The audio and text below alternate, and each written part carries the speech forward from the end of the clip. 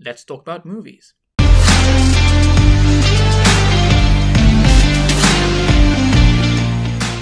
Today I want to talk about The Drama. It is a dark comedy written and directed by Christopher Borgli, starring Zendaya and Robert Pattinson in the lead. And I thought, this was good casting. I thought they have the right chemistry and they work well together. Drama is not a straightforward comedy that focuses on cheap jokes and slapstick humor. The Drama is a purposeful, thought-provoking exploration of humanity, truth, and judgment. It is about this couple who, a week before their wedding, reveal some truths about themselves during a tasting night with the best man and the maid of honor. And said truths turn their world on its head. Well, I will be getting into spoilers, so if you haven't seen The Drama, go watch it and then return to this video afterwards. One should look toward being more understanding and open-minded with each other's struggles and past deeds. The theme of judgment sits at the core of this film and motivates their actions as well as their inactions. Firstly, I want to talk about the dinner scene, because it is crucial to understand how the movie unpacks and dissects both hypocrisy and judgment masked as noblesse. At the dinner scene, everyone shares their worst deeds, starting with Michael. He used an ex-girlfriend as a human shield against a dog.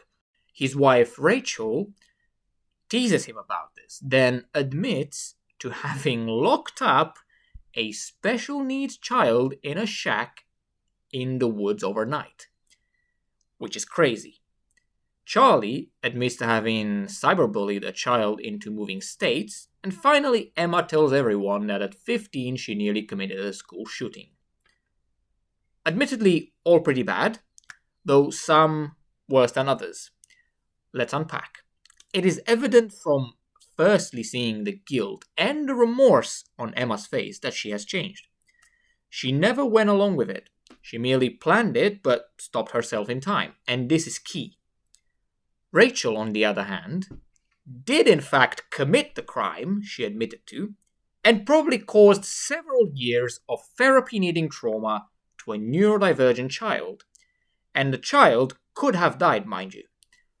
But despite her ridiculously ludicrous crime, she immediately sits atop the highest seat of her white privilege by demonizing and vilifying Emma for a crime she did not commit. As the movie progresses, we find out more about Emma's childhood and the struggle she had to go through. She was bullied, humiliated, isolated, and basically every nasty thing under the sun that could be done to a teenager. Had enough, and she wanted to retaliate in the only way that her undeveloped brain found appropriate. Now, that's not to say that it's fine, because it's not, but you can kind of understand what happens when someone bottles things inside and then they explode. Then once she realized her mistake and stopped herself, Emma felt so guilty that she actively took part in anti-gun activism and became part of the solution to prevent school shootings. But of course, Rachel does not see it that way. Due to her family being affected by gun violence, she now sees Emma as a demon. I wonder though, if Emma had been white, how would Rachel have reacted? Would she have extended an olive branch immediately?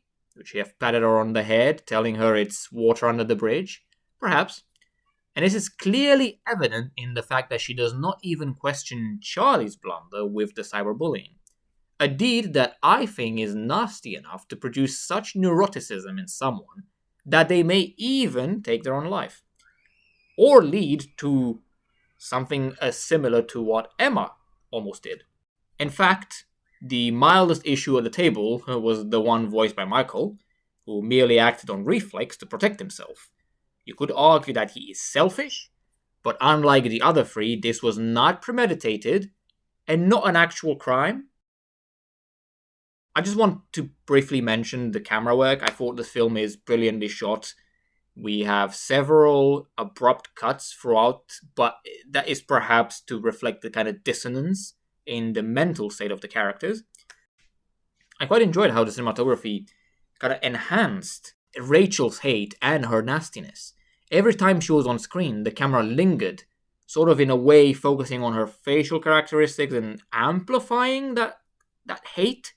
Now let's return to Charlie for a moment and kind of talk about his fixation with Emma's revelation. Initially, he can't believe it, but he does not wish to break up with her. He loves her, and it is apparent through the film that he does. But the issue comes from his personality trait of avoidance and fixation. He is anxious. He is the anxious boyfriend archetype. He struggles more with what other people would think of Emma and of him for being with her, but he is too weak to think for himself, and by the end, he reaches a breaking point where he finally lets go of that programming, thankfully.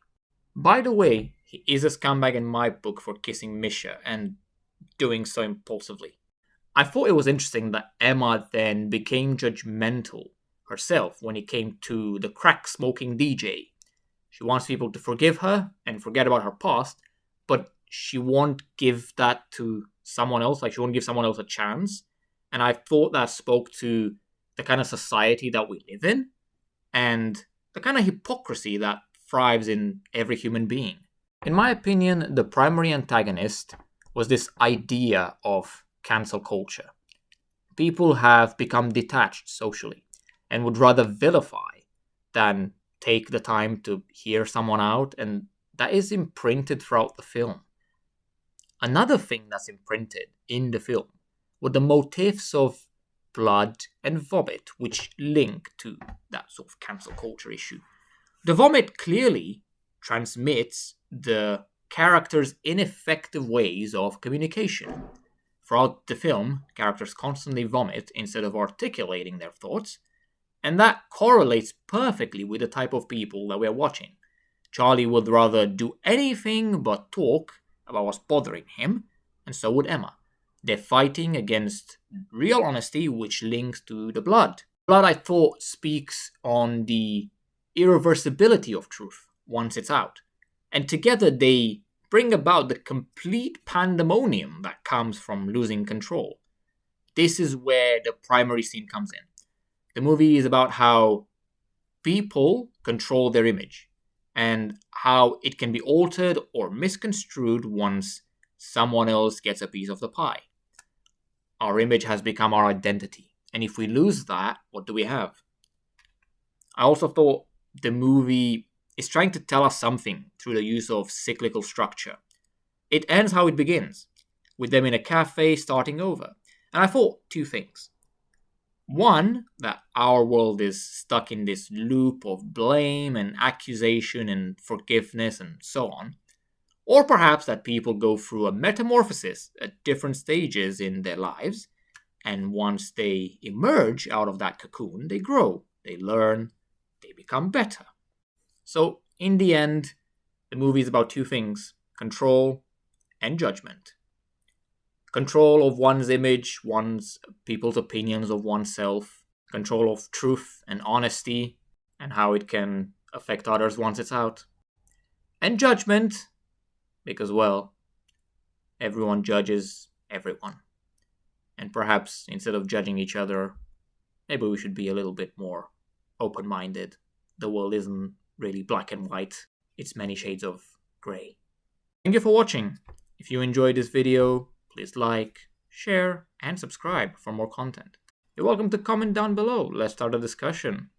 And yeah, change happens, guys. It's summer. We're trying out new shirts. We're doing something else. That's it for this video. Yippee-ki-yay!